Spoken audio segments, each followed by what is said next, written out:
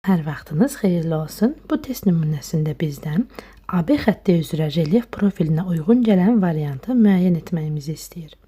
İlk öncə A və B nöqtələrinin hündürlüyünü tapmalıyıq. İki nöqtənin hündürlüyü bizə verilib. Buradan da kəsmə yüksəkliyi tapıb A və B nöqtələrinin hündürlüklərini hesablayıb qrafikdə qeyd edə bilərik. 120 və 40-ı bir-birinə çıxmaqla 80 alırıq. 2 boşluq olduğu üçün həmin iki nöqtə arasında 2-yə bölürük. Buradan da kəsmə yüksəkliyin 40 metr olduğunu tapırıq. Deməli, A nöqtəsi hündürlüyü 80 metr, B nöqtəsinin hündürlüyü isə 120 metr olduğunu tapırıq.